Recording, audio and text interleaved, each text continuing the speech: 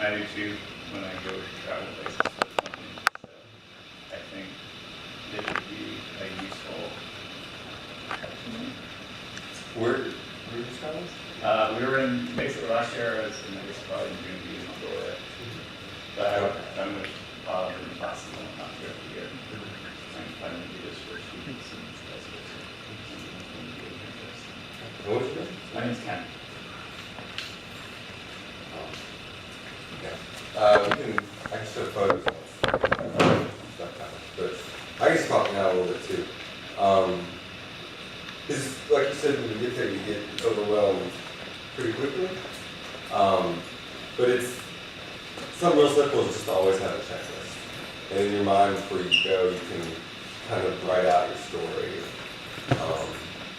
If you read comic books, that's a good way. You kind of like storyboarding. And so you don't, in your mind, you can start to develop, what I'm going to see, but it's always going to be different.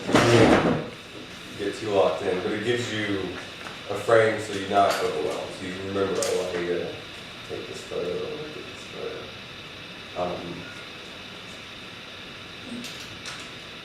And it's really easy to do. You just have 10 things or so, and you start checking them off, and then you start adding things as you go. And it's really, really helpful. So you already got around the room? Yes. No problem. Let me pose a question to start from our perspective too. Okay. Almost every situation we go into, we have no idea what the story is going to be. By definition, we're not allowed to ask questions as part of the process. And so what I noticed last year is, I think I took 4,000 or 5,000 pictures in the span of a month. Some of them were fine, but there was no coherence to, there was a set that I pulled out that did not tell a story again, and then we go into that story. How would you? Yeah. Okay, yeah, so once you get there is when you have to start, you just pay attention when you watch videos, and you have to think for a while. Because if you're just always running around, you don't have time to kind of sit back and absorb what's going on. And that does take time, but it's useful to just do that. And again, so then when you enter, you're allowed to then start making checklists. Right? So then you can get into that. But yeah, you're right, if you have maybe a week or something, it's not very much time. So it is, when you're with the person,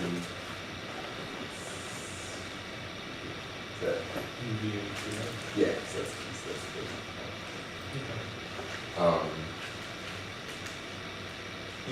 you're always with your group, right? That's the, or not necessarily. Okay. Well, we would be with the community, but we might by ourselves, or we might be with a small group. Okay. Yeah, so I mean, it is going to depend on what you're doing. If you're by yourself, it's a lot harder because then you don't have people to kind of give examples of what is going on. You're kind of just using the environment. So then you have to play around a lot more with trying to bring emotion in photos, and it's a lot harder because you don't have people there. It just makes it so much easier.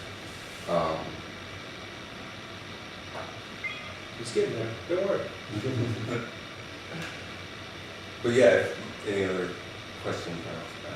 So when we go to study abroad, one of the things that happens is you have a huge number of, like 20 people, all of them have kids. And what am I learning?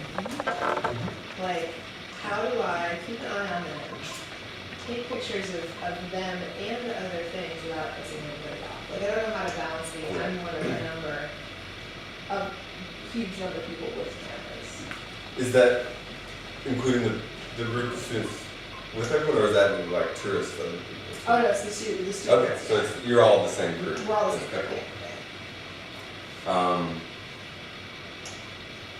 It's you kind of. I always just move in and out of the crowd and kind of watch what everything's going on. But you have to be careful because if you're too looking through the lens, you might miss what's going on your sides. So it's. I like that stuff a lot, the kind of chaos, but it's overwhelming. You have to kind of just kind of relax and maybe give yourself a breath to see what is going on. Because there might be 20 people taking photos of something because one of them saw it and then the rest of them got around, but then something is actually going on here with what that should be seen. And so it's just juggling what's going on.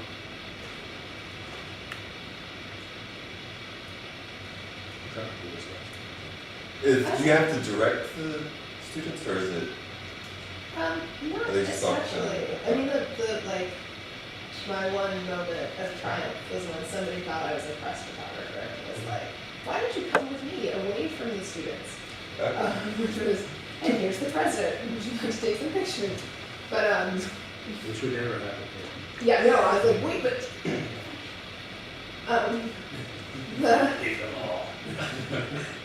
I guess it's more of an ethical problem for me. Like, here we are in this place. Yeah. Everybody's taking pictures of people, which, you know, everyone in the village sort of knows the deal, right? Like, a lot of kids show up to take pictures.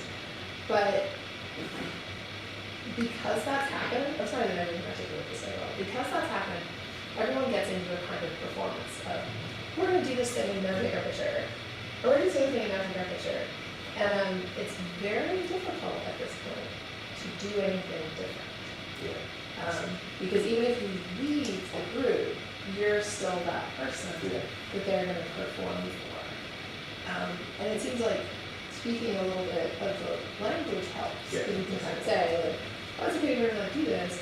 But if you have sort of the limited ability to communicate with people, what's a good way to, you know what kinds of pictures you kind of need to take? What's a good way to basically say to them, do what you would do if I wasn't here? Yeah, that's, Is there a way that you can? yeah, you have to kind of get to that point. Because if you just talk to them, they immediately go into that mode, like you said, of, oh, here's another person, I'm going to do this thing. So it does help a lot if you just, when you approach them, not even taking, not starting with the camera, starting as the person. And like you said, with taking photos of president, if you dress also the part, like if it's something that is kind of a function, you dress up because that's kind of the culture. And then you stand out and they see you as someone who is kind of higher up, but someone who could go down further, someone who. But in the village, yeah, you just approach them as you would another person and talk to them or ask them about, have a conversation. And then try and, I'm working on it, guys, all right? But, everybody who's been with me, they know this just happens. So roll with it. it would just be kind of comfortable with them.